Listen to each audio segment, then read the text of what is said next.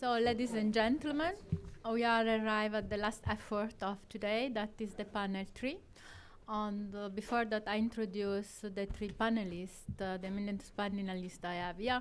I would like to introduce the panel also. And you can imagine that in my notes there is a lot written about Eisenhower and the Atom for Peace speech that has been quite longly discussed today.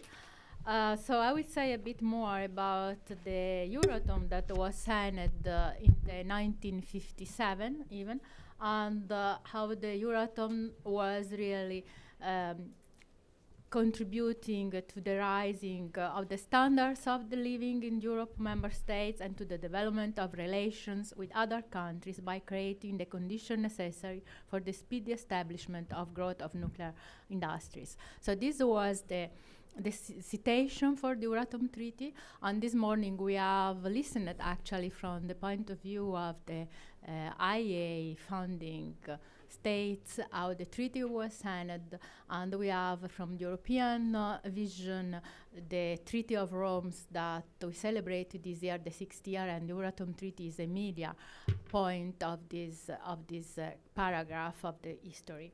Of course, what is important that I would like to highlight is the safeguards and non-proliferation that is related to Euratom and the IEA, and this has been for 60 years one common goal and one common effort that the two organizations did. But this morning we listened as General Director Amano, and we have seen now how the peaceful use are becoming important, and the motto that Mr. Amano added to the Atom for Peace, the development. And this word is very important because after the UN summit, the 25th of September 2015, the world leaders adopted the 17 Sustainable Development Goals for the Agenda 2030. And the objectives of these sets of goals are to end poverty, protect the planet, and ensure prosperity for all over the next 15 years. So what is important, to my opinion, is to focus on the knowledge that the nuclear can contribute to these development goals. Mr. Amano posed some examples today, and I will not repeat the same examples, but I'm very keen to say something about the Sustainable Development Goals related to the health, because also in my directorate we have developed methods for the treatment of the prostate cancer that now is applied through the technical cooperation of the agency in member states like Argentina also, and we start with South Africa. So it's not focused at the EU member states. And this is give a view how the two organizations are really continue to collaborate on some other issues in the evolving of the political challenges and societal challenges that we have today. And of course, I would like also to mention the importance of the Peaceful Use initiative that was one result of the summit in May 2010 under the Mr. Obama's. These initiatives was used actually by the IEA as a front for the installation of the International Center for the Ocean Acidification after the Rio Summit. And I really want to say this because I was the director leading this initiative, and I'm very glad to see that this is something that is continuing and is contributing to the Sustainable Development Goals 14. Now, this brings me now to the panel that is focusing on the peaceful use of the nuclear knowledge. And in this framework, when I got the Directorate for Nuclear Safety and Security in the European Commission last year, I decided to refocus the challenges of this Directorate on 5 pillars that are related to the challenges that society has to afford in the next future, and are mostly related to the nuclear knowledge and how this contribute to the peaceful use. And the 3 panelists that we are going to speak today are Ambassador Abe. Ambassador Abe is a commissioner of the Japan Atomic Energy Commission, As ambassador, has a long history of diplomatic service and has served as Consul General in Boston, as ambassador to Austria and Saudi Arabia, and as a diplomat for Japanese government, the United Nations, and other international organizations. In particular, from 23 to 26, is a service as UN Under Secretary General for Disarmament Affairs and Director General for Arms Control and Science Affairs of the Japanese Foreign Ministry. And Mr. Abe has taught international relations and arms control at Sophia Tokyo University and has published numerous papers on nuclear proliferation and non-proliferation and disarmament. And Ms. Ambassador, the floor is yours. Thank you very much for your kind introduction.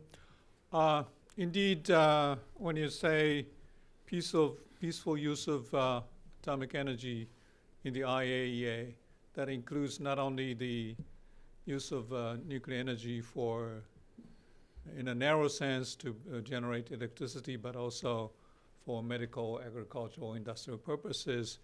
But I knew that Director General Amano was speaking this morning, and he also mentioned those broader use of nuclear energy. So I focus rather on the narrow nuclear energy use, which is power generation. In that sense, the IAEA was established following the Eisenhower speech, Atoms of Peace. Basically, that was to use nuclear energy for power purposes to generate electricity. So that was the start of the history. Since I was given this title and the opportunity to speak today, I tried to learn the history of the IAEA a little so that I can be able to talk about the history. I found a book called History of the IAEA, the first 40 years, done by David Fisher. So I studied the first 40 years. The remaining 40 years, I think I more or less know already.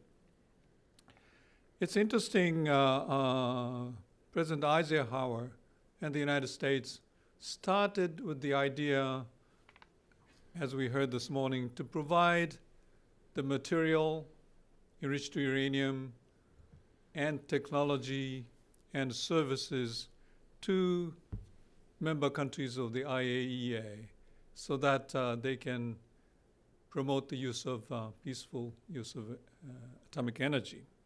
That was the original idea, but the idea didn't remain for a long time. Eventually, the role became for more or less role for the national government and private industries to make use of nuclear energy for power generation. And in fact, it took quite a long time, almost 60 years, to come up with nuclear fuel bank, which was started in Kazakhstan. So the original idea went back and come back after a long time of interval. Having studied some history of this use of atomic energy for power generation, I found out a number of interesting things. Indeed, initially the focus of the IAEA was to promote the use of nuclear energy for power generation. But later on, the focus shifted to include other purposes as well: agricultural, industrial, and health. And also, as you may have heard the expression of Director General Amano this morning, the promotion of the role of the IAEA in promoting use of atomic energy for power generation is always codified. He said the IAEA helps those countries who are willing to do so to make use of atomic energy for power generation. because of the fact that today a number of IAEA member countries stand against the use of nuclear energy for power generation, including government Austria. And I understand every time they start talking about this question in the IAEA, those countries raise objection. It should not be the purpose of the IAEA. Therefore, it is always mentioned with qualification. So there are more focuses on other peaceful uses. Initial period of the IAEA was called a golden age of nuclear energy in the book, which means 1960s to 1970s, an early period. And that period was somehow promoted by such a political events as Suez Crisis and 1973 oil crisis, when the world was faced with the risk of oil supply disruption, and the countries tried to make up for the shortage and increase the energy diversity by promoting use of nuclear energy. But that golden period came to end soon.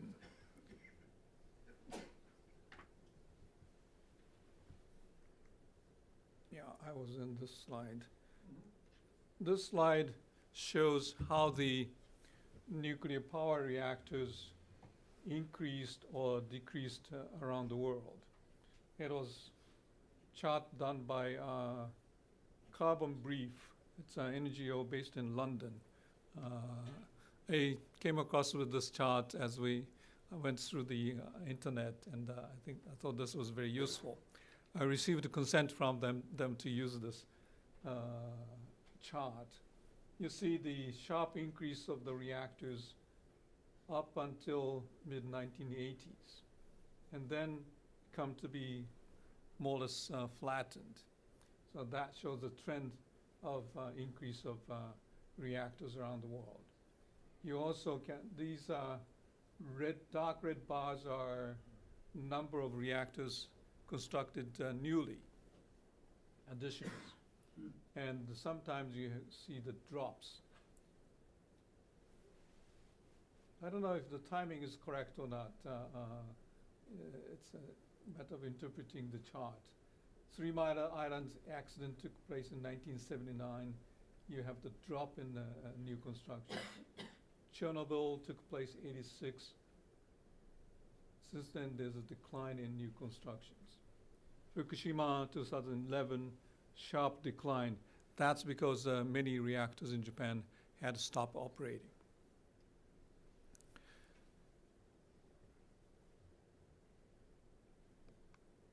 The history also showed an interesting observation. Over the history of the IAEA, there are a number of occasions where rosy projections were given that nuclear energy power reactor constructions will rise fast. Every time the book said the rosy picture was proved to be untrue. There were slowdowns. Today, as Director General Amano mentioned, there are analysis by the IAEA and jointly done by NEA that projections are by the 2050 there'll be hundreds of reactors built, but that is high scenario. The low scenario gives out a very slow growth. So we don't know what the future will be. But perhaps it is true that major slowdowns occur every time big accident happens.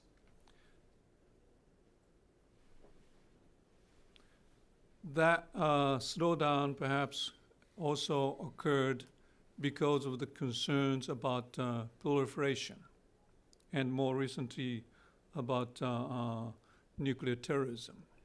those concerns increase the safety requirements, proliferation requirements, and terrorism requirements that put burdens on the new constructions and consequently slowed down new constructions.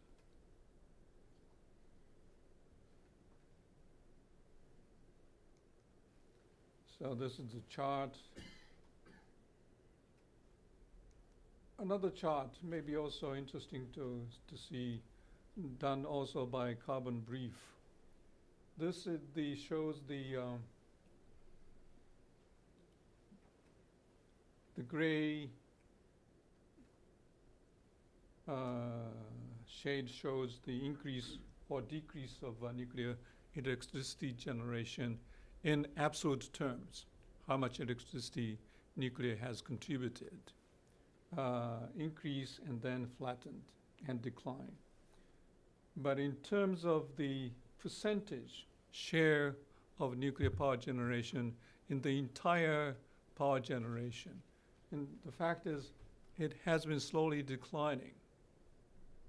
That means the fast-growing economies like of China or India have been generating their electricity more by burning coal and other fossil fuel than to introduce nuclear power generation. Nuclear power is introduced but not fast enough to catch up with the economic growth and the power consumption.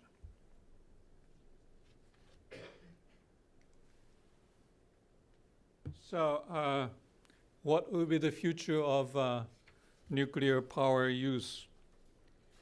I think there are some different trends taking place concurrently. Group A, I should call, as a group of wealthy, advanced, industrial countries.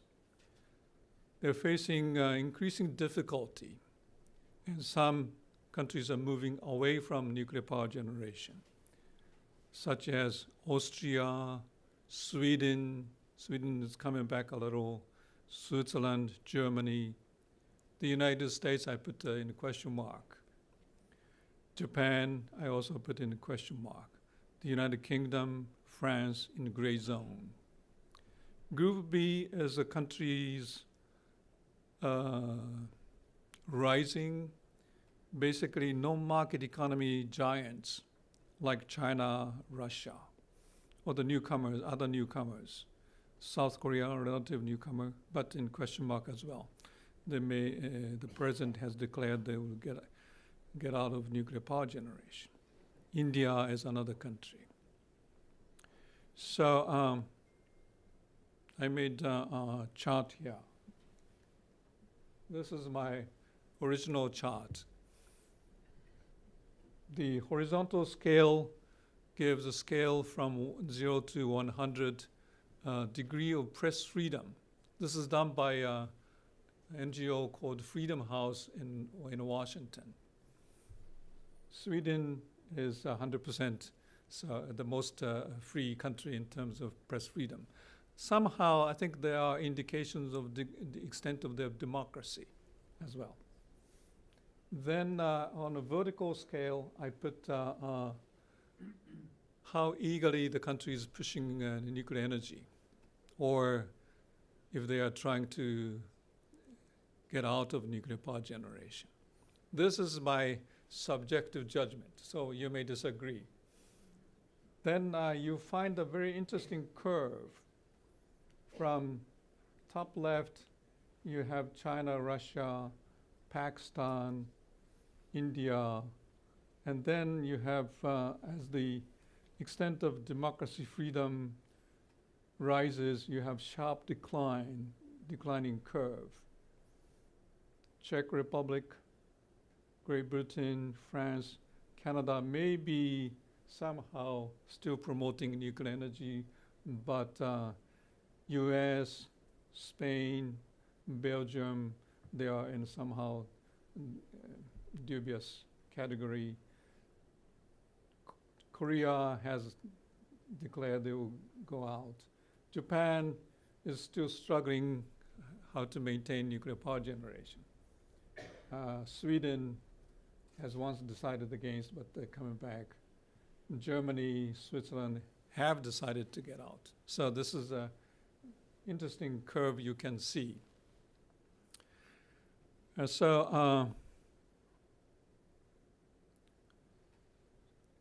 think the future depends on a number of factors. The first one is climate change. We have Paris Agreement, but one big country has declared they will get out of it.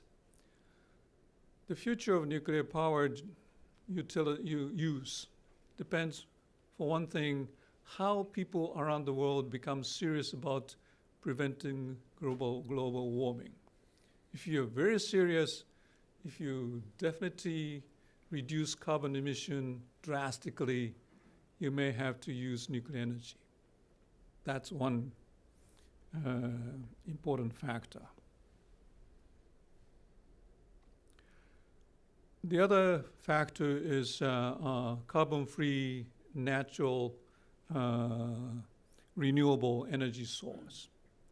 How the countries try to introduce those clean energy, that also depends. And also here, you may have to find out how the technology advances. If you can overcome the intermittency of those natural energy supply, sun shines only daytime, the wind only blows depending on the weather. So if you have to overcome those intermittency. If you can come up with an inexpensive way to store energy in a big volume, then you may be able to increase the natural energy drastically. And the people definitely will prefer to use natural energy in that condition rather than use nuclear energy, which carries a risk of a big accident. The last question may be, the third question is, what happens if there's an accident? This is a big issue in Japan. You have to compensate for the damages. In Japan, they talk about something like over $200 billion that TEPCO owes to compensate or pay for the damages and cleanup. So that puts a huge business risk to any power company that may try to continue nuclear power generation. Some country has a law which says ultimately it's the government's responsibility. In Japan, there's still that argument continuing. With that kind of guarantee, power companies may hesitate to go into nuclear power generation. The last of all, another factor is waste disposal. Nuclear power generation produces spent nuclear fuel. Very few countries, only Finland and Sweden have found places to dispose those spent nuclear fuel. Other countries, the United States, Japan, Korea, you name it, are all still struggling to find out a place for permanent repository. In Japan, former Prime Minister Koizumi, the governor of Tokyo, Koike, those politicians campaigned in the last general election advocating that Japan will get out nuclear power generation because Japan doesn't have permanent repository. They're using that argument. So that is also a very important deciding factor.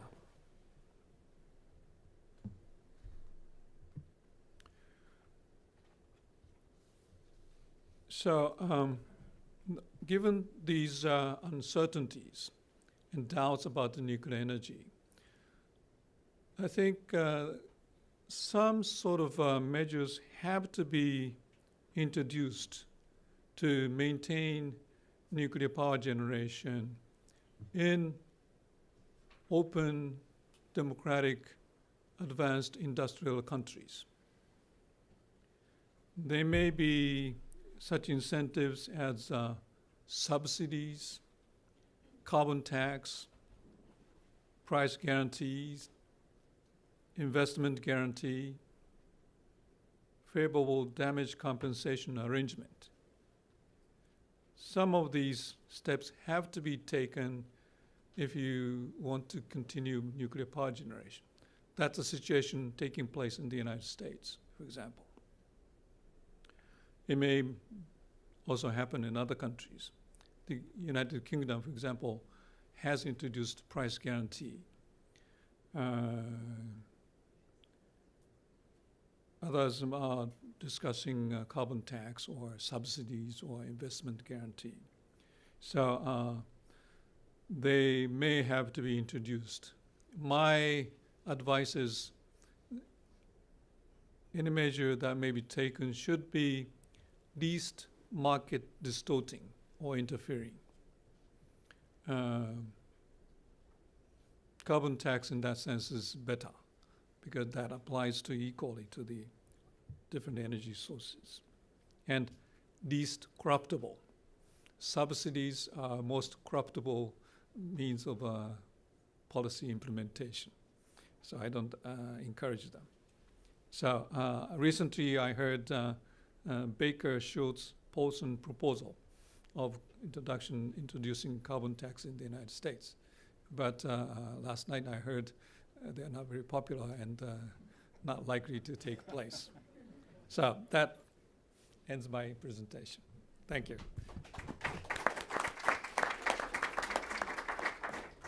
Thank you very much, ambassadors, for this presentation where you touched really the point that are related to the access to clean, reliable, affordable energy as a precondition for sustainable economy and growth and improvement of human well-being. That is very clear. And also the relation to the decarbonization of and then the action that we can do for the climate change processes if we use the nuclear energy for this purpose, and also the issues of the decommissioning. So how we should fostering really the reversibility of and the remediation of the environment.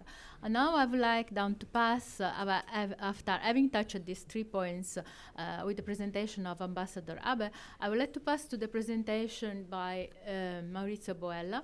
Maurizio is advisor for Euratom issues to the European Commission's Deputy Director General for Energy. And previously this appointment, he started this career in the European Commission at the Joint Research Center in Pette in the Netherlands, and later he moved to the Commission's Directorate for Nuclear Safeguards. And there he was head of the unit for concept evaluation and research and development and technological support, and also served in the same directorate as head of the unit for nuclear energy, nuclear waste, and decommissioning. So, Maurizio, please, the floor is yours. Thank you, Mrs. Chairperson. And good afternoon, ladies and gentlemen. My presentation will be large scope to introduce you to what is Euratom for the ones in the audience do not know. And then the second part, I will also give a special focus to safeguards, also because of my previous experience. So not just to take too much time of yours, because you will know, but the 60 years of anniversary were also for us, for the Euratom Treaty. It was signed in 1957 in Rome, and it was at the same time of having also the European Economic Community, the foundation of it. And they were preceded by the European Coal and Steel Community, which is own treaty. So to come just more straight to the Euratom Treaty is a sort of quite unique situation that for the European Union we have two separate legal entities. One is the treaties of the Union, so the Treaty of European Union, the Treaty of Functioning of the European Union is like sort of an annex to the first one. It gives more detail. And then standing by its own, the Euratom Treaty, that is the treaty for the European Atomic Energy Community, which contains the lex specialis, so special legal setups make him distinguished from the treaties of the European Union. But it's a remarkable piece of legislation, even 60 years after, because it's really a treaty for energy, for a whole community. Of course, it's focused on the nuclear sector, but it provides coverage for all the pertinent subjects related to a set of countries that together they want to develop a sector of energy. So as I pictured here in these slides, you have nuclear safety, waste management, radiation protection, nuclear safeguards, which include also the respect of the international engagement, and emergency preparedness and response. It also provides the existence, and is functioning still today, of an independent agency for supply of ores and fuels in the Euratom community. It covers all the aspects for international relations. And then also something that today I would say for the use of nuclear energy is still very important and should be further developed, is insurance and third-party liability. And not to forget, it gives very precise and powerful extension for research, development, and education in the field of nuclear energy. So say that is that in international relation, we have, and who are our own partners. In applying Euratom Treaty, the two directorates of the Director General for Energy of the European Commission, who are sitting in Luxembourg, we have a lot of partners. So all the national legislative authorities and also the regional, the regulatory bodies. And of course, I put it not by chance, the IEA is our biggest international partner. We also work with the OECD, the Nuclear Energy Association Agency.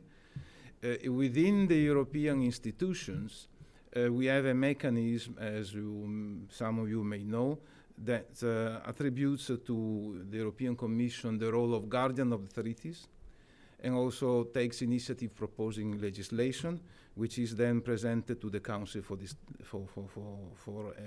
possible approval.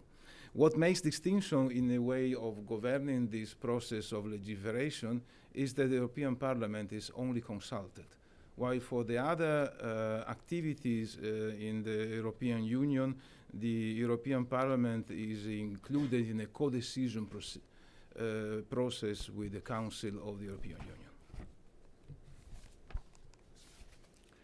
Now, just for having a panoramic on the safety, to which we gave a lot of importance since the beginning of the application of Euratom Treaty, but especially in the years of this century, we reached the quite remarkable results of having the second version of the Nuclear Safety Directive, and that was the version of 2014. The most salient, the most remarkable power of this new version of the Safety Directive is to foresee topical peer review. I remember that at the time of the Chernobyl accident, the Director General of the IEA, Mr. Blix, he was saying with regret that there was never been a situation where the countries of the IEA could agree in having a supranational international safety inspection body. And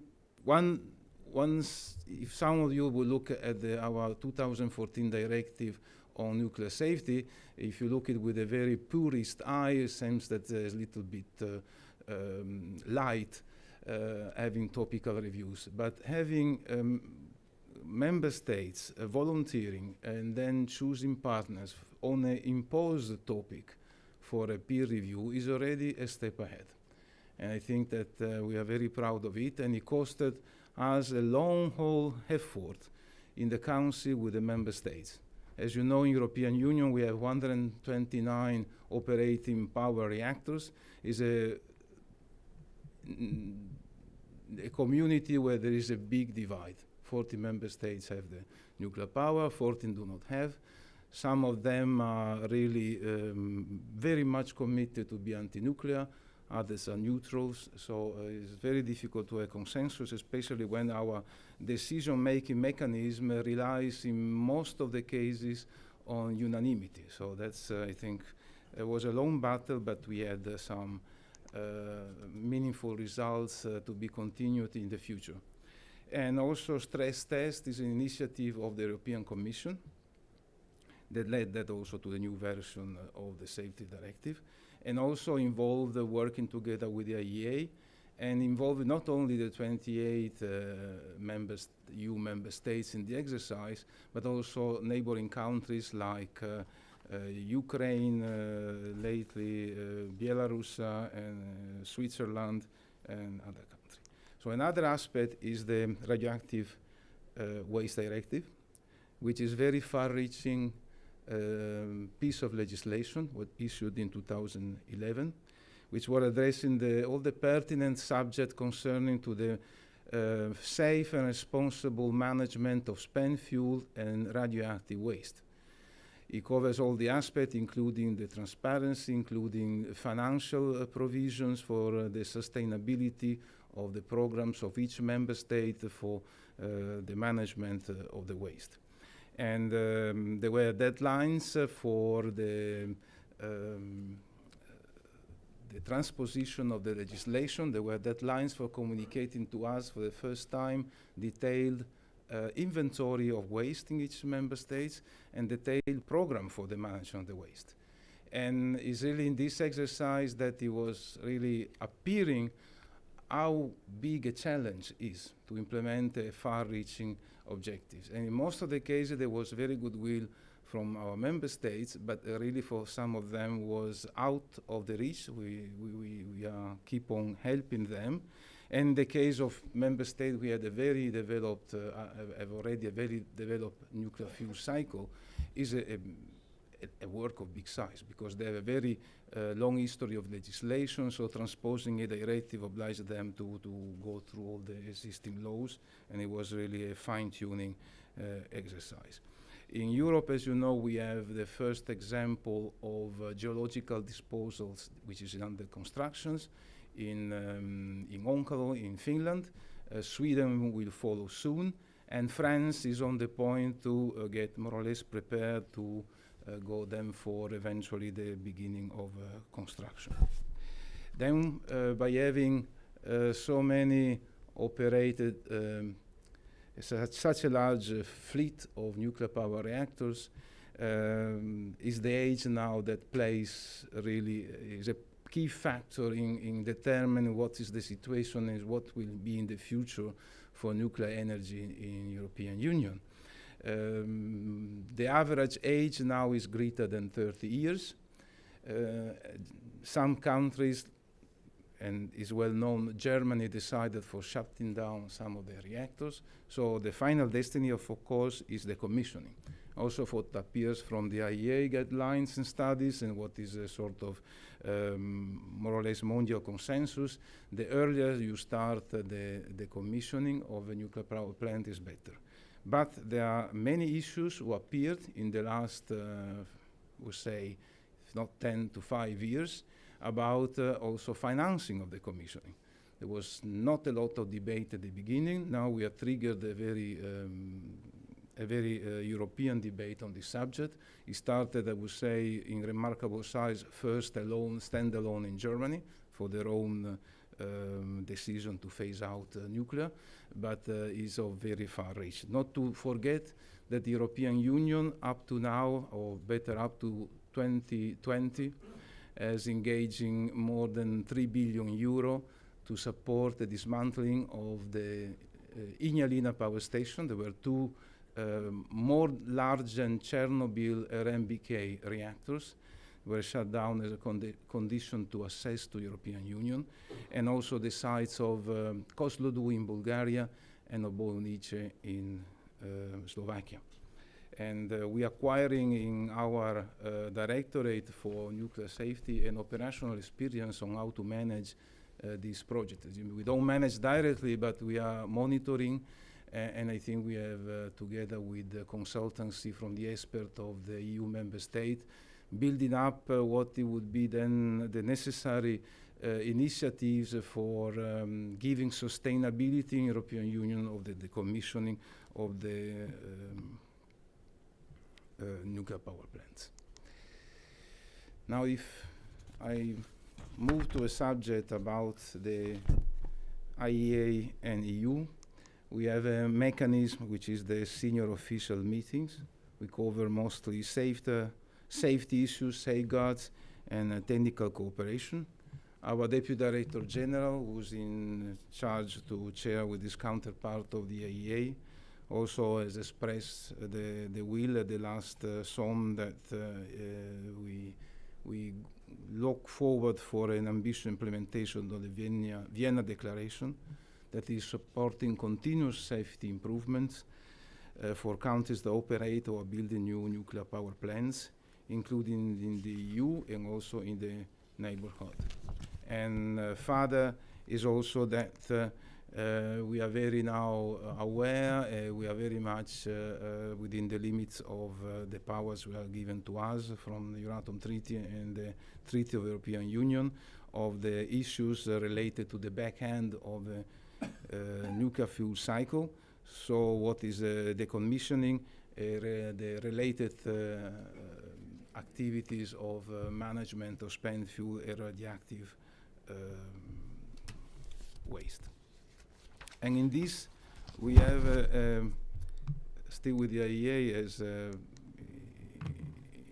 our activities related to international cooperation, we have a memorandum of understanding which has been renewed and signed in 2014. We have a convention on nuclear safety. Our technical experts are working constantly in close hands with the IEA counterparts.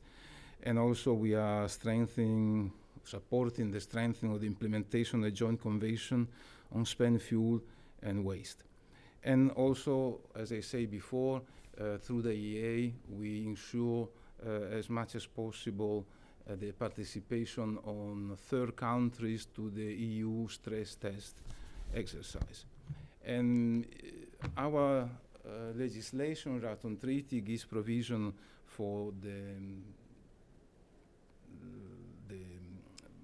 bilateral agreements on nuclear issues that the European Commission signs with the third countries. I just picture the ones which are in force.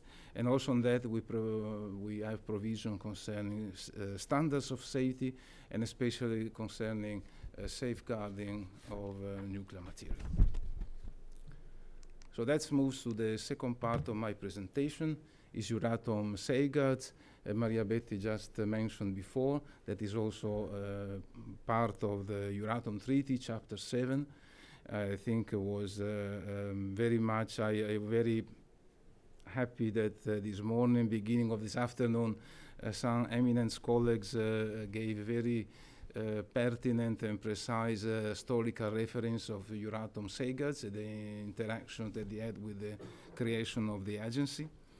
We had full body Euratom inspectors created and functioning in 1960, and all EU member states are submitted to Euratom safeguards. And they are submitted, they receive verification scheme inspections indistinguishably if they are nuclear weapon states, like is the case of UK and France, or non-nuclear weapon states. So that is all nuclear materials which are for civilian use are fully Euratom safeguarded. And another thing is that, just for the sake of giving you some statistics, we had more than 1,100 inspections, safeguards inspection in the EU, and half of them or most are carried out together with the IAEA in the non-nuclear weapon states. Where UK and France absorbs more than 50% on our inspection effort, because especially in France, the nuclear fuel cycle is extremely well developed. So there are many installations, a lot of quantities of nuclear material, and a lot of processing of this nuclear material, which are key factors also in determining the effort which has to be invested by an inspectorate in fulfilling its mission. So just to be very short on the history, is the comprehensive agreements on safeguards with the IAEA have been signed in 1973. Is the multilateral agreement between the non-nuclear weapon states and Euratom and the IAEA. Some years later, there were the trilateral agreements, one with the UK, IAEA, and Euratom, and the other with the France, IAEA, and Euratom. We strove, especially in the 80s, to do the best it was possible to do, that is having joint team inspection in all EU nuclear weapon states, together with the agency. It's a very difficult task, because practical implementation of safeguards is far from easy. So it's not easy to, on one side, give the respect the fact that the IAEA needs to reach independent conclusions on the safeguards verification activities, to comply with the constraints of the industrial world in the nuclear sectors for having inspections, but also to satisfy the need of both organizations which face the same challenge, that is having limited financial and human resources. So the result, I would say, up to date is pretty good. And using the mechanism of liaison committee, we struggle every time to find further optimal solution. For the equipment, we have a long story, not only of governing it, that is sharing the cost, sharing the logistic and the training, also through the European support programs to the IAEA. We helped in developing equipment. And also via the Joint Research Center, we are also very proud that some inspection schemes, like the one that were set up in the French reprocessing plant, UP3, has helped a lot in transferring technology that the IAEA then has adapted to its own inspection scheme. Liaison committees that are foreseen in the multilateral agreement with the IAEA. There are high-level committees where our DDG is chairing the committee with his counterpart once a year. And then we have a lower-level liaison committee, which is meeting in principle twice a year with dedicated working groups and more linked to the presentation. I think that together with the IAEA, we gave very good examples, and we created a very meaningful experience implementing, let's call it, traditional nuclear safeguards. Namely for the installation which are the more critical, which is enrichment and reprocessing. And for the ones we are both confronted, both organizations, with the difficulties that require more investment in resources, and they provide results which are less easy to interpret because of the high level of complexity of these installations. So we started a meaningful example I pick up is the reprocessing plant in Germany, the Wiederaufbereitung in Karlsruhe, which was already industrial size, although just 40 tons of heavy metal treated per year, but it was really an example where we could have in-depth verification and also very good results in finding some problems in the quality control of the operator and getting resolved by analyzing numerical data. Then Urenco enrichment facilities, also they started for being a window for safeguards in the world to show how safeguards should be implemented in enrichment plant. And this experience, it just go in today period of time with Georges Besse 2, the recently built and recently started operation enrichment plant in the south of France, owned by Areva, where we have joint inspection with the IAEA and Euratom. And there we invested a lot of time before the construction of the plant was terminated to solve problems related to security, to safeguards, to industrial operation of the plant. So the synergy of Euratom safeguards and the IEA, especially when with the addition, well, it's a little bit cacophonic, with the introduction of the additional protocol, I would say is very meaningful for us.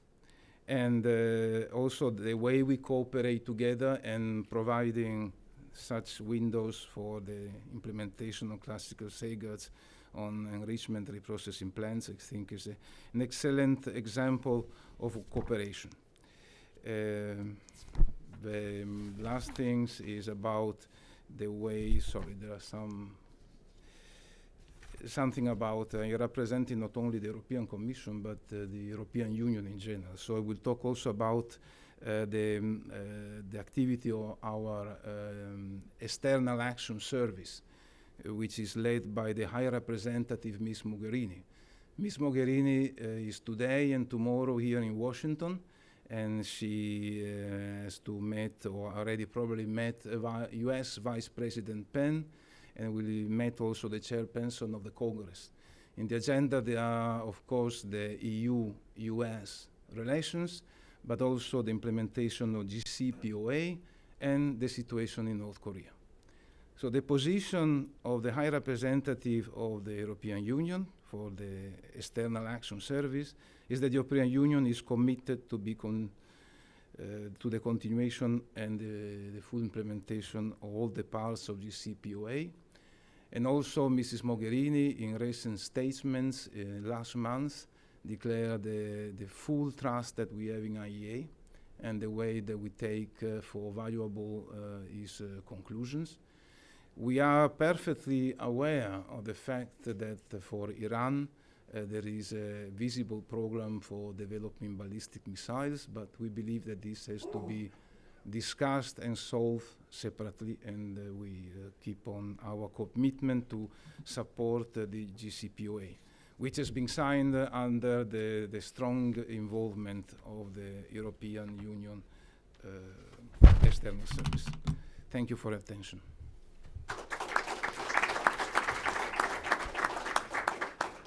Thank you very much, Maurizio, for having given this exhaustive explanation about the Euratom Treaty and what the Euratom Treaty is comprehensive, how the Euratom Treaty is comprehensive of several activities. You know, the Euratom Treaty has a 60 years, in 60 years never been touched.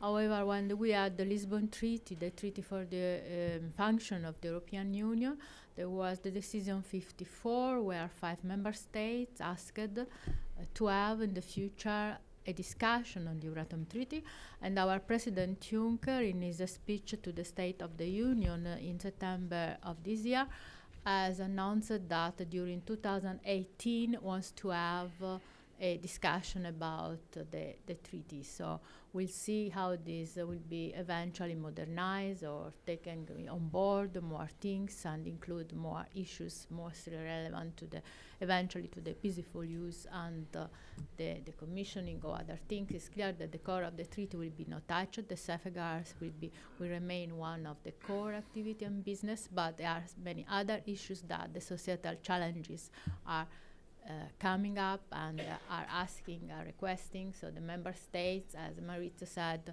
in the EU are 50-50 pro and contra nuclear, neutral. We have the Brexit on the horizon, and we have to consider a geopolitical condition that will be quite different. So all these will be discussed by our member states. And Maurizio has very clearly expressed the importance of the treaty in the presentation and all the related issues. The other important issues for us is the JCPOA with Iran, and we are fully committed to implement the deal that was signed by the EU with the 3+3 members. Now, on these scenarios, I would like now to give the word to Mark Hibbs, who is a senior fellow at the Carnegie Endowment for International Peace's Nuclear Policy Program. And before joining the Carnegie in 2010, Mark Hibbs was an editor and correspondent in the field of nuclear energy, nuclear trade, and non-proliferation. His work appeared in a number of publications, including Financial Times, Nucleonics Week, and Nuclear Fuels. Research made by Mark Hibbs is focused broadly on international nuclear trade and non-proliferation governance in four main areas: the international nuclear trade regime, decision-making and international atomic energy agency, nuclear safeguards and verification, and bilateral nuclear cooperation arrangement. And he also works on policy concerning the generation of nuclear power. So please, Mark, the floor is yours for presentation. Thank you. Thank you, Maria. Joseph asked me several weeks ago to report on peaceful uses, which is essentially everything outside of safeguards. So it's a lot of territory. We don't have a lot of time. I'll try to condense my thoughts. I don't have any slides to offer you with copious details. I started to do some collection of my thoughts on this. It resulted in a pile of notes which I called into a text, and I'll read a little bit from that text, and I'll try not to be too literal. Basically, what I will do is I will talk about several program areas that we haven't really said much about today at the IA. This presentation will include a brief look back at safeguards, a few remarks having to do with nuclear security, and mostly it will concern technical cooperation and nuclear safety. In that regard, I am going to talk about the influence of a number of factors on the shaping of the activities by the IEA in these program areas. That will have to do with the agency's mandates, with the formation of political will of its member states, and then also in the effects of external developments and external events. The safeguards, in the safeguards area, as we know, the activities follow from the statute, but especially from the NPT, which designates the agency as the treaty's verification agent. This means that the safeguards are legal obligations, and that has had the effect, among others, of reinforcing the resolve of the states to fund IEA safeguards through the regular budget. And critically, during that period of time between the entry into force of the NPT and I believe it was 1994 when the states imposed zero growth budgeting on the agency. It's a period of time when the demand for safeguards increased steadily, and they were able to come up with an understanding with member states to increase the budget, which I'll talk about a little later. Because the obligations in the safeguards area are spelled out in the fine print of legal instruments, the Secretariat has had considerable autonomy for implementing safeguards while being subject to particular constraints. And I mention that because when I talk about these other program areas, we'll find considerable differences. If you look at these other areas, nuclear safety, nuclear security, technical cooperation, you'll find that just as in the case of safeguards, the mandates are critical. But unlike safeguards, the agency's work is pretty much not based on treaty-based obligations, and it basically, when looking back at it, it appeared to me that meant that the state secretariat political interactions and external developments and events were more important in determining the scope and shape of the agency's activities in these areas. So I'll look at nuclear safety. Article 3 of the statute calls upon the agency, and I quote, to establish or adopt standards of safety for protection of health and minimization of danger to life and property.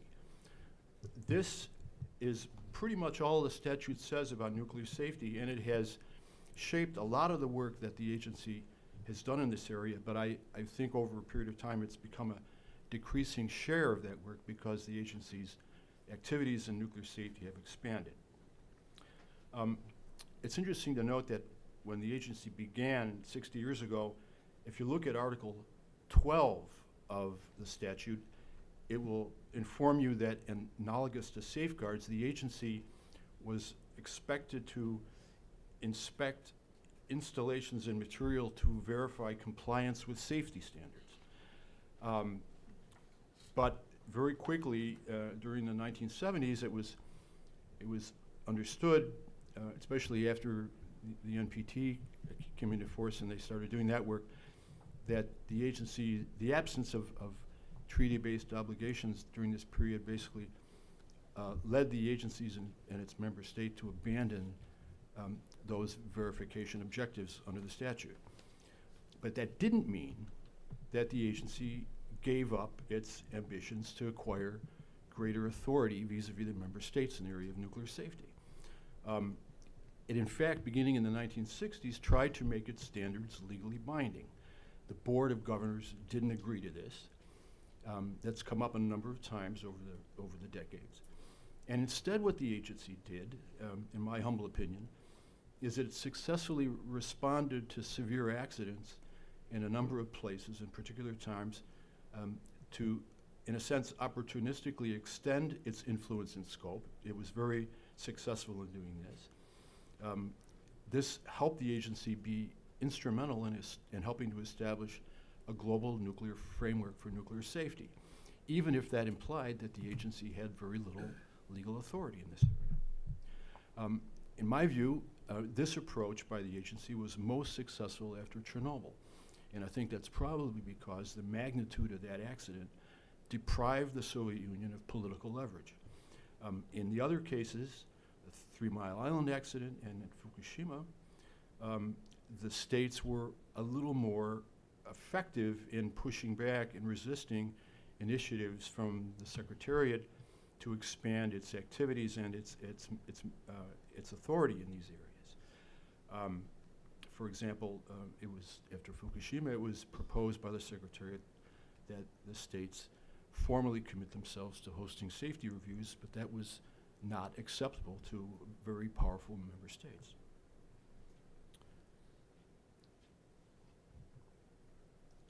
For its entire history, the agency has advocated the creation of international conventions, including as a vehicle to universalize its standards.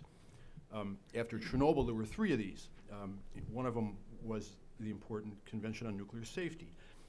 That came about after Chernobyl, after about a decade of hard work by member states in the agency. But again, the parties did not endow the agency with legal authority. It doesn't imply, however, that the agency doesn't have any authority in nuclear safety. It does, but it isn't explicit. Some of it has to do with its technical standard setting. And some of it comes from the growing realization of the high value of the expert missions that it carries out in this area. Today, most Western governments that are basically nuclear power vendor countries routinely urge newcomer nuclear power states to host these IAEA reviews even before an initial nuclear power plant project is finished. That has been a gradual development, but it's clearly in the Western camp of states very firmly anchored. And as the Director General told us this morning, in different words that I choose, that basically if a state will not host a review, its populace might conclude that there's something to hide. So the agency does have authority in this area, but it's not necessarily legal. The member states have resisted the multilateralization of nuclear safety, as I suggested, to be fair, for a number of reasons. If you look recently in the CNS and the Convention on Nuclear Safety, there was an attempt recently to establish global standards for essentially what were reactor design criteria. There were good arguments for looking into that, but to many people in the room, it looked as if this activity was being driven less by nuclear safety issues and more by competitive instincts of national champion industries that were abetted by the governments.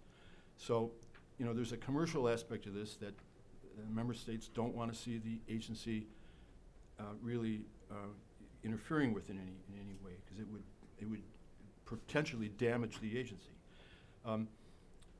It would also be fair to say that if there were minimal standards that were set by the agency and they were made globally binding, it would probably be very difficult to improve these at a later time.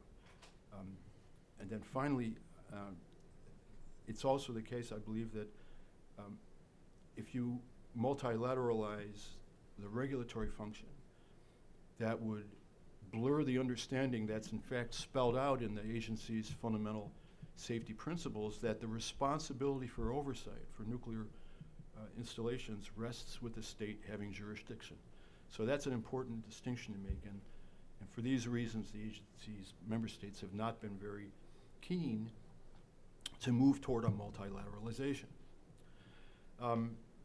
In that regard, I'm interested in Maurizio's reaction to that perhaps later, because he talked about, in the European context, a shift in the direction towards something more like a supranational authority in the safety area. So maybe that's something we can talk about. I'm going to only briefly mention nuclear security. I know it's on the agenda for tomorrow, so I don't want to interfere with that discussion. But, you know, in looking at the statute, the thing that's unique about nuclear security is that it doesn't really, it didn't really figure, you know, during the negotiations to establish the agency, and it's not really mentioned in the statute. You know, there were things in there that led to conventional for physical protection of nuclear materials, which was mentioned earlier this morning. But beyond physical protection, you know, in recent years, the 80s and 90s, the scope of nuclear security has been enlarged beyond physical protection, and the agency has entered the field as a provider of services that are, in a sense, kind of similar to the things they do in the nuclear safety area.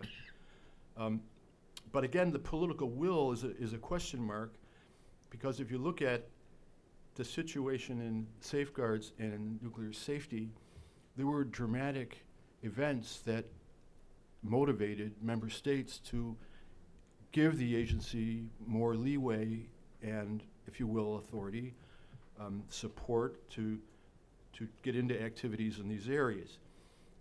Clearly, in the case of safeguards, that's true. We talked about nuclear proliferation crises this morning that had an effect on political will building. In a nuclear safety area, clear as I just mentioned, there were 3 severe accidents. They all had an effect. And in the nuclear security area, it's been more modest. You know, Laura mentioned 9/11 this morning. That's true. But we haven't seen a dramatic or debilitating nuclear security event. And I ask myself if that's something which is holding back the support of member states for enlarging the scope of the agency's activities in this area.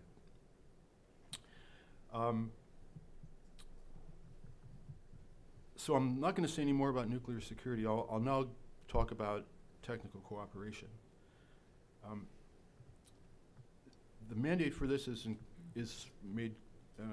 comes out of Article 2, which is a kind of a brief, succinct article that only talks about this.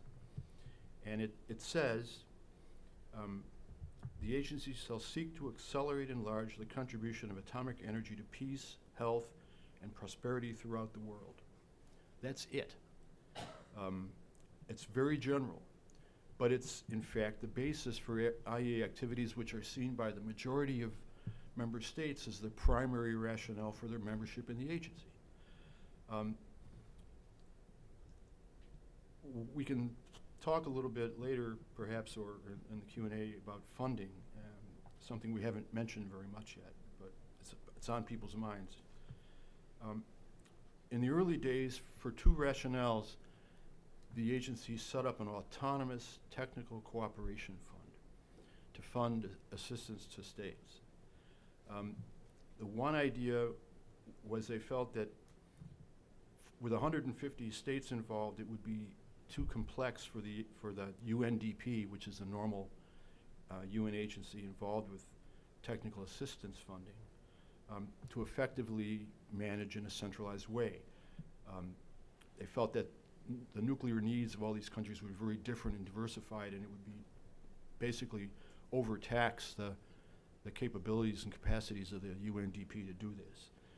And the other reason is they felt that under the UNDP-led system, the record of that mechanism has been that the most powerful countries are the countries that get most of the funding. So they decided to do it in an autonomous way, and it's been done that way ever since.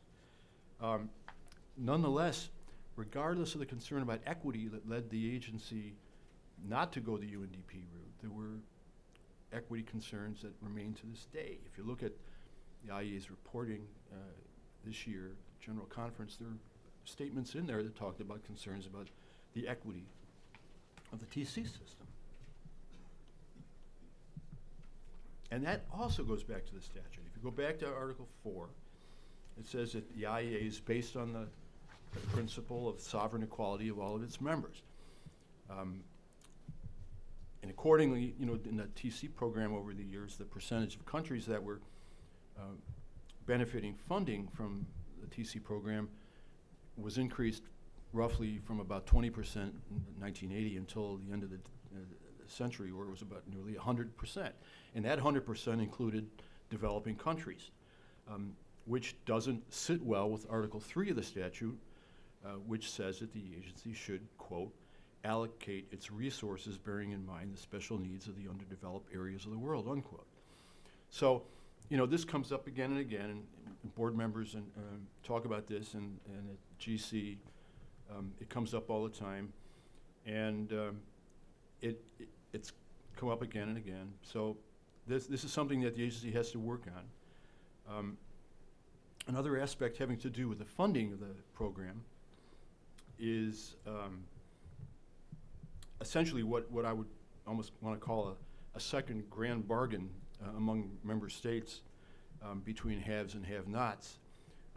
Following the agreement or the understanding from the NPT about where the pillars are, I quote from a book that was mentioned by Ambassador Abe earlier on this panel from David Fisher, who says the following about this, and I'm going to quote it because he says it best.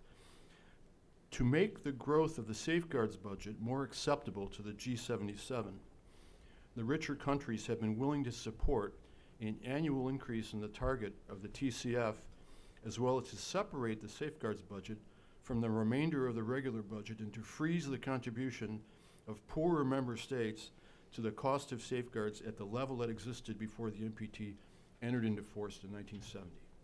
So, you know, I've seen on the internet, you can find it, a number of papers and reports that have been authored in recent years to deal with this conundrum. And it's still with us, and it's going to be with us for a while. And the problems that we're facing in trying to enlarge the scope of the agency's funding is going to have to deal with this problem. But basically what David Fisher described there is what happened. From 1970 until the beginning of zero growth in 1994, the safeguards budget increased from about $1.2 million to about $100 million. And the technical cooperation fund increased from about $5 million to about $50 million. So that's the situation that's continued until this day. Another aspect of the TC program I want to mention is that it comprises, of course, both power and non-power activities. At a fairly early time after the formation of the agency, the nuclear power sector of the world became commercialized. And the agency very wisely adopted a supporting role for nuclear power that involved capacity building, planning, and knowledge development primarily. Today, thanks to the efforts of the agency and its member states, the agency has become a very important source of information mentioned by the Director General this morning, for basically, in recent years, about 50 countries that have considered nuclear power as a power generation option. You periodically hear a lot of talk from people who claim to know that there's a fundamental conflict between the agency's mandates to promote the peaceful use of nuclear energy and to promote non-proliferation and safety. I personally am not terribly worried about this. The agency is in a kind of a similar position to the position faced by any country in the world that has nuclear power. It has to separate its promotional activities from its regulatory activities, and as we know, some countries have been better at this than others have.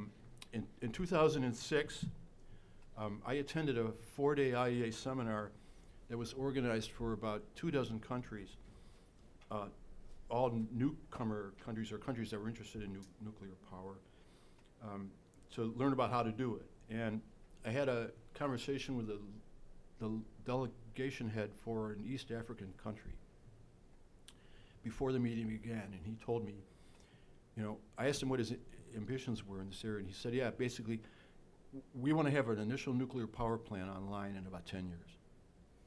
And then, we went through the meeting, and it was 4 or 5 days later. At the end of the meeting, I saw him at a reception, and I asked him if he learned anything. And he said, yeah. He said, what I learned was that it's not going to take us 10 years. It's going to take us 30 years. Okay? So this, is apocryphal, but it hardly seems to be an indication that the agency is not prudent in separating these functions. So I don't think that's too necessarily a big problem. There have been some issues in the TC area that have to do with, as I mentioned, this kind of de facto truce that exists between among 186 member states concerning safeguards and TC, insofar as there has been occasional challenges to the peaceful use credentials of TC activities. And that problem is informed by the language in Article 2 that basically says the agency must not, quote, use its assistance in such a way to further any military purpose, unquote. This, as many of you are aware, came up in a discussion in the boardroom in 2006 and 7, I believe, about concerning TC that the agency was providing to Iran for the Iraq reactor project. And that happened after, or essentially in the period of time when the board had decided that Iran was out of compliance with its safeguards obligations. So, this is a problem that's been with us for a while, and it was resolved in that particular case in a unique way. But the general concerns about the peaceful use credentials of its TC projects was first raised in 1979.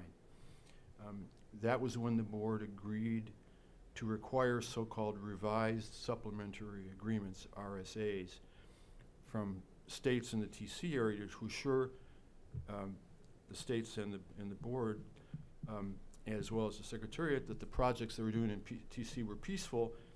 And that was the beginning of a long process that led to initiatives to render the TC program more transparent, accountable, and efficient. But the first reaction to that in 1979 was that a number of member states took umbrage, and on reasons for principle, they walked out of the TC program because they felt that NPT-type norms were being applied to their TC. They were not in the NPT. These are states like India, Pakistan, they were in their group, Argentina and Brazil, objected to this, and several of them were out of the TC program for quite a while. So this has been a running problem, not just only in the area of funding, but there's been a certain tension between safeguards and TC that also gets into this area.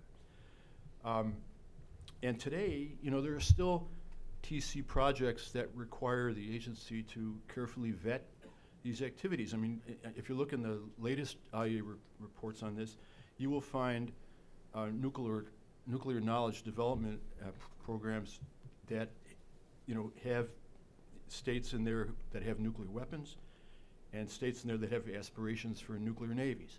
So, these are, I'm not suggesting that those programs are not correctly administered, but it's just a fact that the agency has to keep working on this and carefully vetting these programs every time they come up.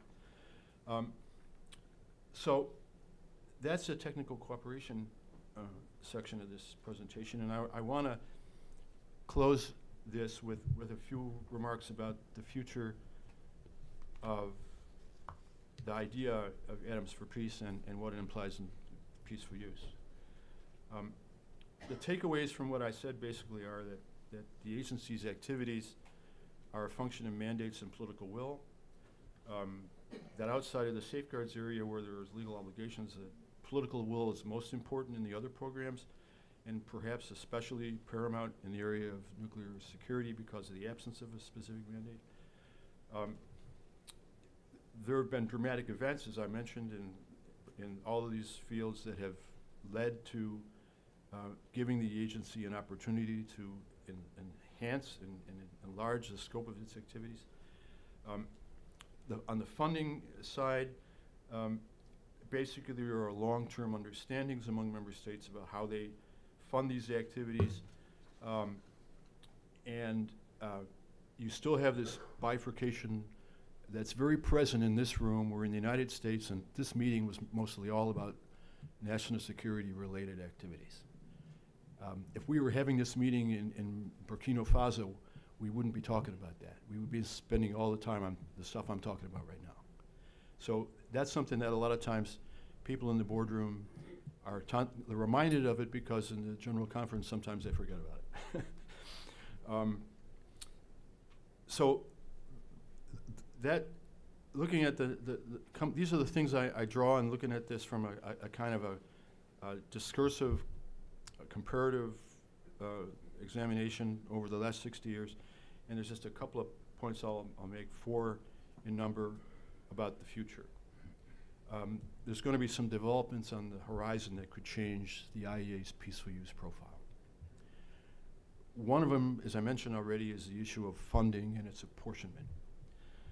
We're in a situation where the agency is clearly going to come under stress to secure sufficient funding for its activities. We've seen a growth in extra budgetary funding in areas because of zero growth. And in the future, that very well may lead to political conflict among member states. We've seen some hard thinking recently about looking for private sources of funding. And when I look at that, it seems to reflect an apparent lack of confidence by the member states that the states will continue to fund the agency to the degree necessary to sustain or expand its activities as appropriate. So that's one thing to think about. The second point is there has been and is an ongoing loss and shift in nuclear knowledge.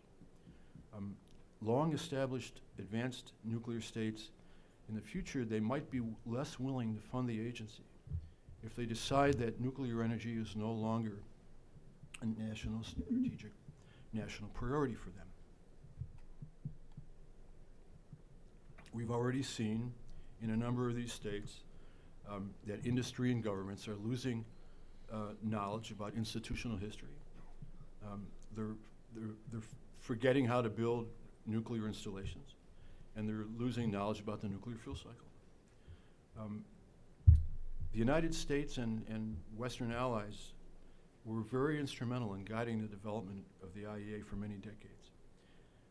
And it's very possible that in the future, just a decade or two, they will be eclipsed by 2 countries, Russia and China. And that will also be in the policymaking bodies of the agency.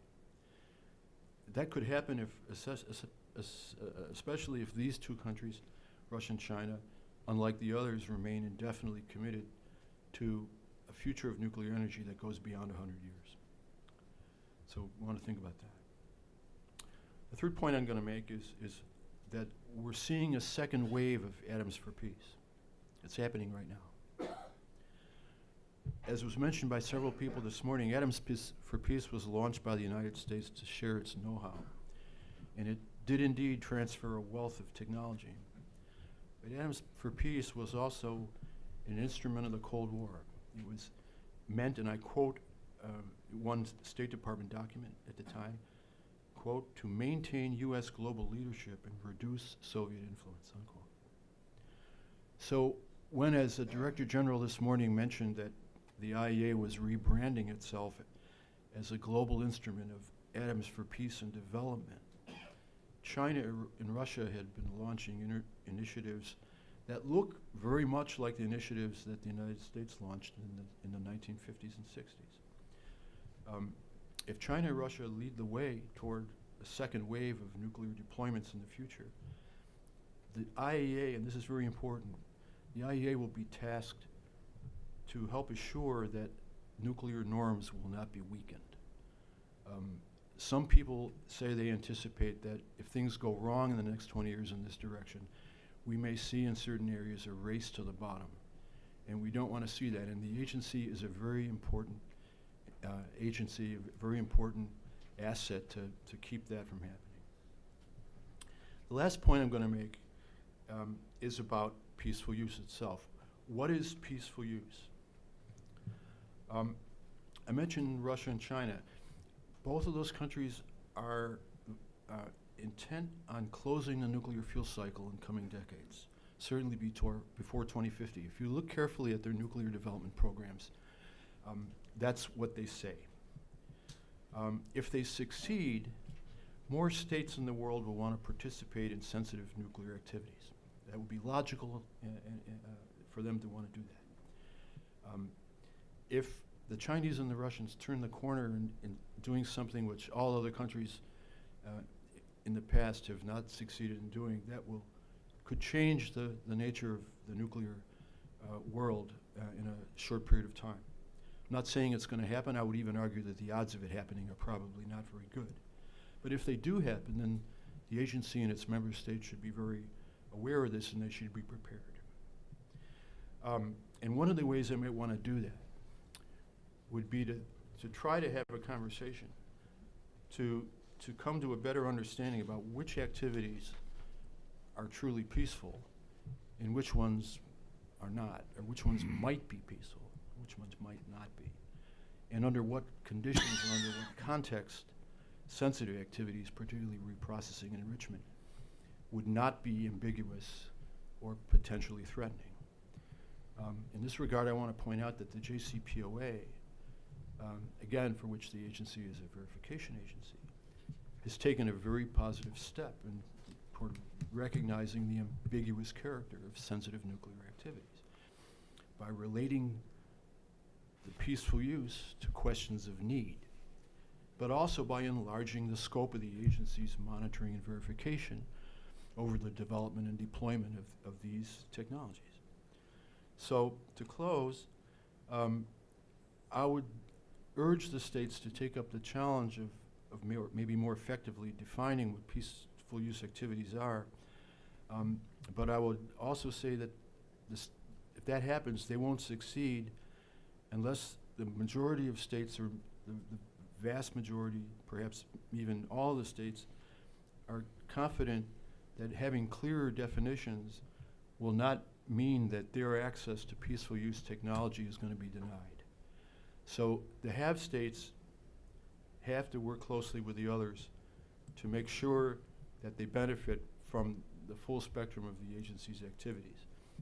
The one note of optimism in that regard is that the agency has, as you know, been involved in an ongoing and focused attempt,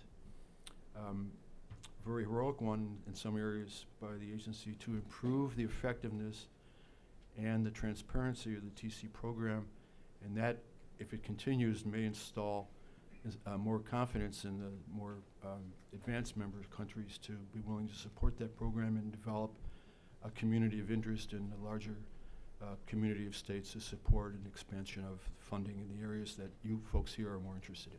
Thank you very much.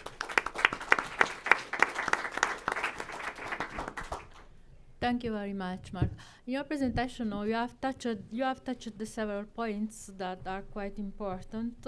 I would like just to come back to the nuclear safety.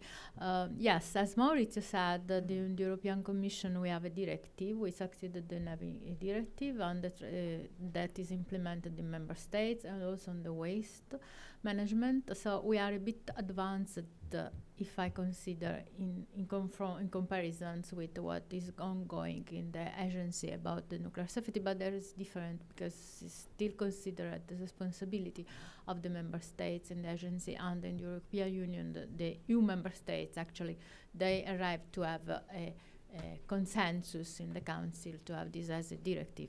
Now, if you look at the nuclear security, this is an interesting point because I was recently in another meeting speaking about the Euratom Treaty 60 years and the agency 60 years in Rome 2 weeks ago, and I was chairing a panel on nuclear security, nuclear safeguards, and in the view of the member states, was clear that the evolution in the methodologies that is used for safeguards is really parallel to the methodology that used in nuclear security. So we should look in the future how these two things should evolve together. And you mentioned also the UN development program and the technical cooperations assistance, and this is really something that is going in sustainability to the developing countries. That is one of the major issues that to which also the European Union is looking through the action of the General Directorate for Development and Cooperations. I don't want to have a freezing audience, so we still have some 10 minutes before we break, and I'm going to take questions from the audience. I saw already Laura, I saw already two there. So, okay, I will start with Laura Rockwood, please.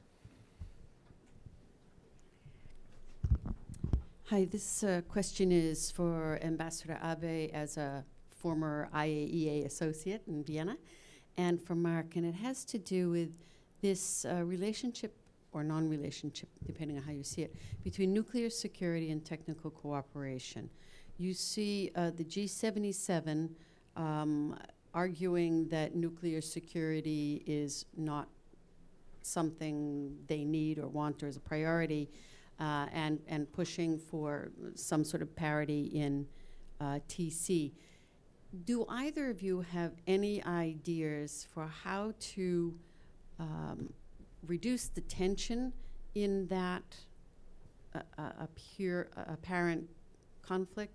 Is there any way it can result in a more constructive dialogue about nuclear security versus TC? Okay. We take the other questions there. Thomas Jonter, Stockholm University. So my question goes to Dr. Abe. I was thinking about your table where you place different countries in different categories. And I'm a little bit skeptical how you did go about it. How do you distinguish between robust plans to phasing out nuclear power and rhetoric, political rhetoric? I can take my country, Sweden, as you place in this negative tide. Sweden, we had a national referendum in 1980 to phase out nuclear power in 30 years.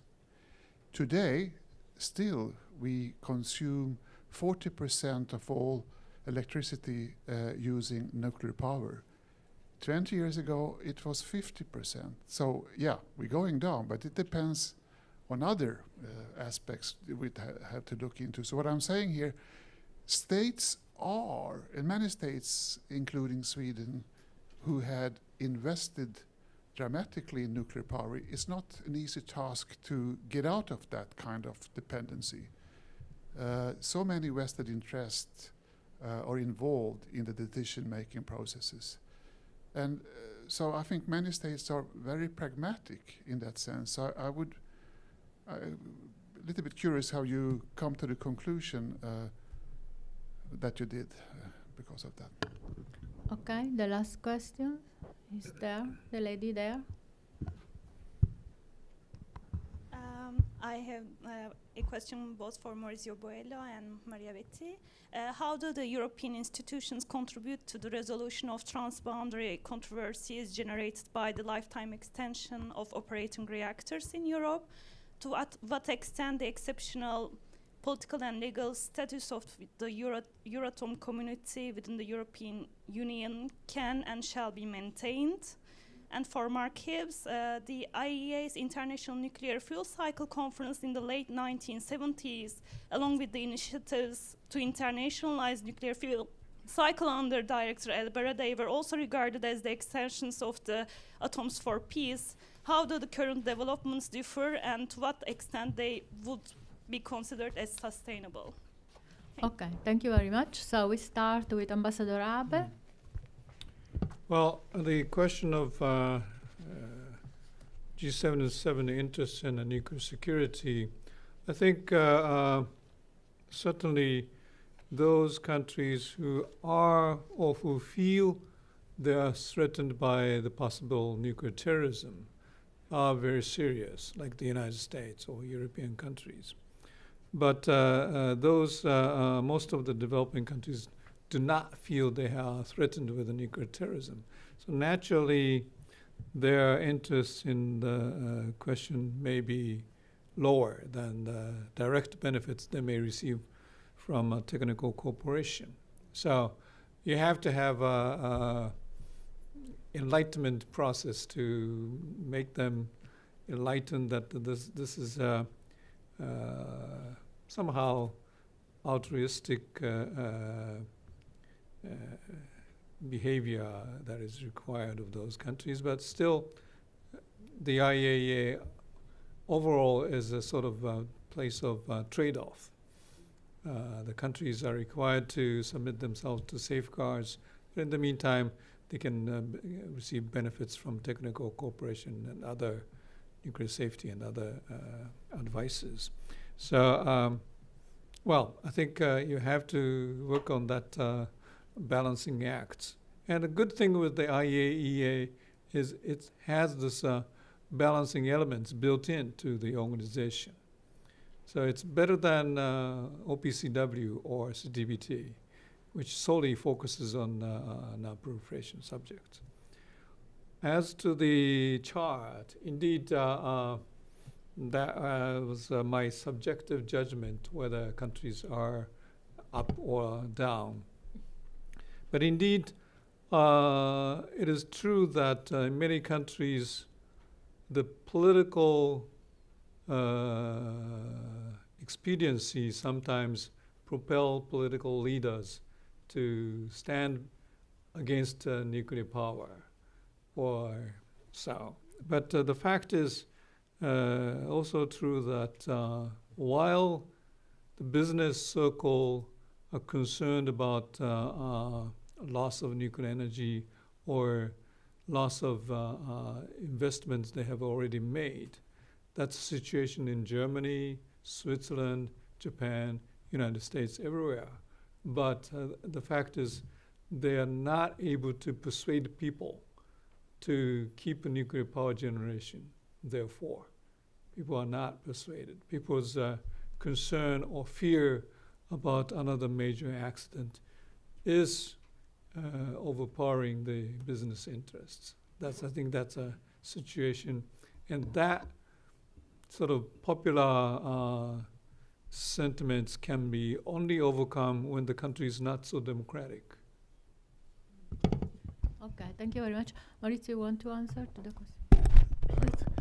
Well, is for the extension of the life of the nuclear power reactors in European Union, that is a very important issue. Consider the average age of the nuclear power reactors that are currently being operated. So with the perspective for the next decades of having so many, either being shut down or going for life extension or long-term operation, like sometimes is called. is this latter option is considered the most economical viable because, as you know, nuclear industry is suffering a lot currently for the new build. We have experience in Europe of the EPR in Olkiluoto in Finland and in Flamanville in France, which are costing so much, so many times more than foreseen, and also the construction as needed up to now many times more than planned. So LTO is really something to be tackled. There are two aspects. One is a pure safety aspect. So strictly, legally speaking, is a responsibility of each member state. They have their own national regulator. In the European Union, we don't have a federal regulator. But the Euratom give us, to the European institution, to the Commission, namely, the power to examine and provide an opinion on the investments in the nuclear field. So for a long-term operation action, there is an investment, and the concerned stakeholders, the nuclear operator, the state, or whoever, has to transmit a sort of file to the Commission, explaining which amount of capital intends to invest, in which way, and then in detail for which kind of work. And we are really focusing a lot on this as Article 41 of Article 30. We also know that there are situations where some member states start doing some maintenance work that is oriented to extending the life, but they consider it's not a case for informing the Commission because it's not really a big investment. So they have effect of a chopping in small works. So we are monitoring that carefully. We have brought already this to the Council of European Members, and we will go really for having a change in the procedures for Article 41, for the benefit also for the concerned stakeholders in sense of more clarity of the questionnaire, more rapidity in the Commission to provide an answer, but also for us to having a better grip on the question. I'll address the question from Laura first. It's a very good question, and I don't think there's any simple answers, but it occurred to me while putting my thoughts together for this presentation that might be worthwhile to try to bridge the gap in specific areas, for example, by building in a nuclear security component in a raft of TC projects. If you can explain and demonstrate to less developed countries, and those are the ones we're talking about, that there's a benefit in the TC area from nuclear security that would help, and some areas it's fairly obvious.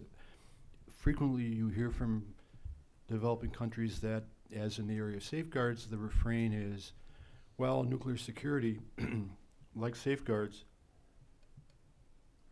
is something that rich, powerful countries with nuclear weapons and nuclear infrastructure are concerned with. That might be the case for nuclear safeguards, if from a selfish point of view, if these countries don't have any nuclear materials, or very few. But there's a much larger group of countries in that group that have radiological sources. They're have 110 or 110 developing countries. If there's 30 countries in the world, I think I heard this morning, that don't have medical technology, nuclear medical technology. Some of the countries that don't have any sources are really very, very poor countries. They're going to be very hard to convince because they just don't have any infrastructure. But there's going to be a larger group of, I don't know, maybe 50, 60 countries that are critical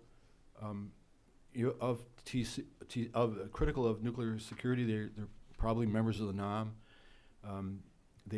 But they've got hospitals with radiation programs, radiation medicine techniques. They have isotopes, and this is an area that it would be very easy to show that the work of the agency in addressing these threats, is real and is very helpful. So that's one way to do it.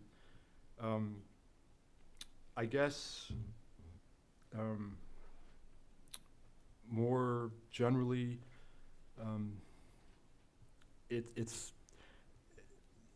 anything that they could do to, well, if you look at the funding of the TC program, the funding of the nuclear security program, I guess the more, I'm just thinking aloud, the more the nuclear security program is funded by dedicated funding that assures the states that the sources of the funding are not competing with funding for their activities, the more acceptable that would be to them. But I beyond that, at the moment, I don't really have any ideas. The question came up about sustainability in the fuel cycle. The IMSI exercise from the 70s, which I think you were referring to, had to do with examining the issues of sustainability in the fuel cycle, but in the end of the day, after that exercise was over, the agency did not make any judgments about it. It was agnostic on that point. And so it remained in the position of working with states that had a once through fuel cycle, and it also supported in its nuclear energy development activities toward better technical solutions for an open fuel cycle. So that's still the case. The agency, together with others, started up, I guess, more than a decade ago, the IMPRO exercise, which is very much dedicated toward advanced technology for closed fuel cycle. They're doing this at the same time that they're beefing up their activities and supporting states that are looking for repositories for spent fuel. So again, the agency's positions in this area are cut and dried. They're there to serve their member states. Some of the member states want an open cycle. Some of the member states, probably most of them, want an open cycle, but a few member states at this point want a closed cycle. So the agency is a tool of its member states, and it's going to service the interests of all of them. Okay, thank you very much. I think that the time is over.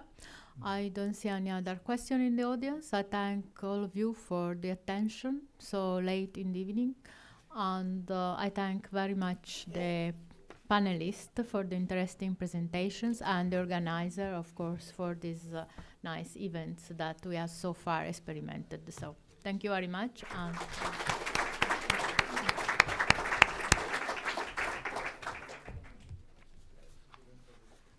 it's been a long day, but I hope you'll agree that it's been a rewarding one. You're welcome to join us for a reception on the ground floor, right past the foyer in the Wilson Center. But please take your coats and bags, because you won't be able to get back up on the elevator unless you have a Wilson Center badge. Tomorrow we start at 9 a.m.